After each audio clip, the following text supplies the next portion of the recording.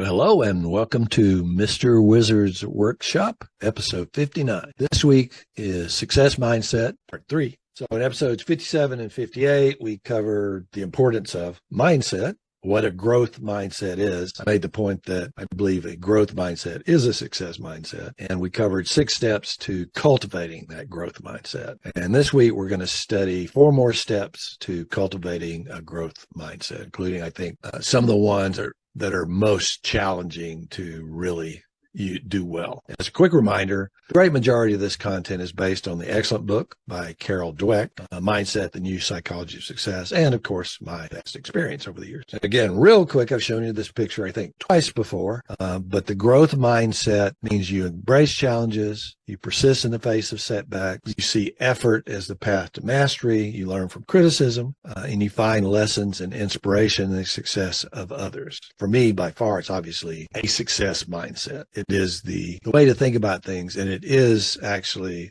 more real than the fixed mindset worldview. First step we're going to cover this week, and for me, honestly, I'd say the most challenging of all the 10 steps we either have talked about or will talk about, it is embrace criticism and feedback. So rather than seeing criticism as a personal attack or a negative judgment, reframe it as a potential opportunity for development and self-improvement. Recognize that criticism and feedback often highlight areas where we can actually improve or make adjustment. I'd say for years, I wasn't necessarily that open to or enthusiastic about, criticism especially. I mean, feedback's one thing, especially if it's positive feedback, but if it moves over into what could be considered criticism, then in years gone by, I wasn't necessarily that comfortable with it or even that much open to it. It took me a while, but I am happy to say my penny did drop, where it was very beneficial to keep an open mind and at least consider that if you're hearing something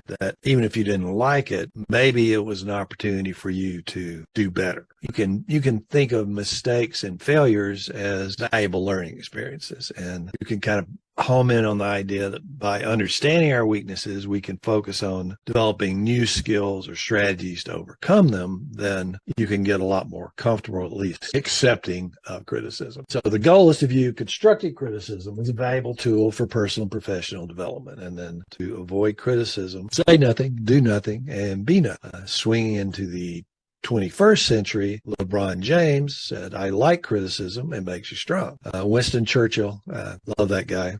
Criticism may not be agreeable, but it is necessary. It fulfills the same function as pain in the human body. It calls attention to an unhealthy state of things. This last one, the final proof of greatness lies in being able to endure criticism without resentment. So step 8 is cultivate a positive attitude. So with a positive attitude, you can develop resilience by seeing setbacks as temporary and focusing on finding solutions. So instead of dwelling on what went wrong, the focus is learning from the experience, adjusting your approach, and keep going. So that doesn't mean ignoring negative emotions or pretending that everything is always perfect. I think a lot of people mistakenly equate positive mindset or positive attitude with foolish Pollyanna perspective, and that's not it at all. It's about choosing, because you do have the power, free will, to choose, using to focus on positive aspects and believing in potential and approaching challenges with optimism. So some specific things that I do to help me with that is I practice mindfulness, and that specifically in this context, that would be watch for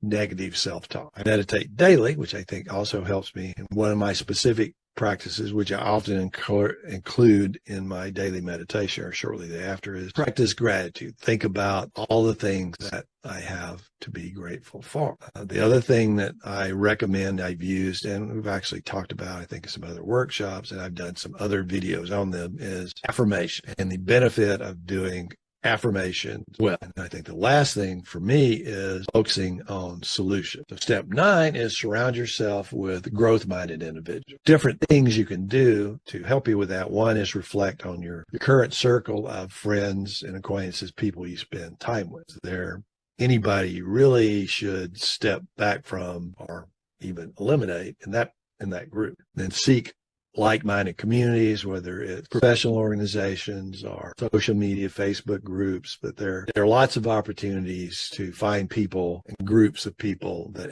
do have a growth mindset and are focused on improving in some particular area or domain. Some of that's attend workshops, seminars, conferences, and actually interact with people there. Another one is join mastermind or accountability groups. I mean, obviously, you pick one that has a growth mindset, but I'd have to say that most of them do. It would be kind of foolish to create a mastermind that had a negative mindset. Engage in mentoring or coaching relationships and be open to new relationships. I think one of the things that happen with at least some people as they age is maybe they just cut back on being open to new relationships. Their life is full. I'm 70. I have all the friends or relationships I need. But the reality is, if you're open, new and interesting people can always be coming along. And step 10, last one we're going to cover, is cultivate self-belief. I think really the best way to do that is to identify and release limiting beliefs. If you just throw out the garbage, then you're going to be sitting in a good place as far as self-belief goes. So to get rid of those limiting beliefs, release them, step 1 or step A is identify what they are.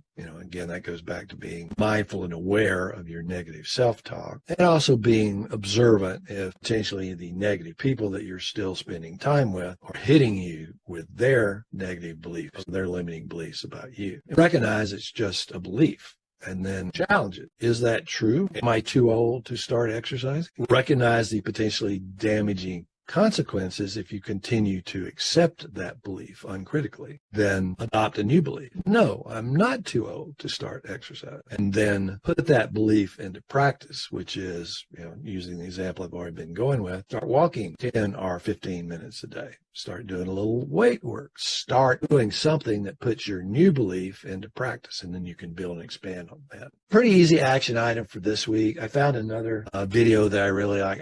I found one by Carol Dweck, the author of the book. It's about 10 minutes. The Power of Believing You Can Improve, I think would reemphasize or give you a slightly different perspective. And it's unlike some of her really long videos. I think it's like the Goldilocks amount for watching a video. So I'll post the link to that video in the description of this week's video. So a question for you, are you entrepreneurs highly motivated to improve your productivity, but you still struggle with procrastination? Regularly find yourself neglecting your highest priority tasks? So schedule a free 30-minute quick start to time blocking working session with me, and I'll show you how to beat procrastination and get your shit done. That's the scheduling link, the accountabilitywizard.com scheduling, but I'll post the link in the description. Hello, Morris. Hey, Stephen. How are you? Doing good. How about yourself? I'm good, too. I am once again in the car. Is there anything specifically you wanted to comment on or talk about based on this week's workshop? Yeah, I liked what you said about challenging limiting beliefs. So often we believe things that we don't even realize that we don't have to believe them until it sounds so silly, but we just sit down and, challenge it and say, is this beneficial to me? Is believing this beneficial to me? And sometimes it's very difficult to let it go. Ultimately, it's better for us. Like you said, for example, is the weather, like something that people complain about is maybe the weather, like bad weather. I can't work out because of bad weather, or I don't have the energy to work on my videos because the weather is bad, or things like that. Right.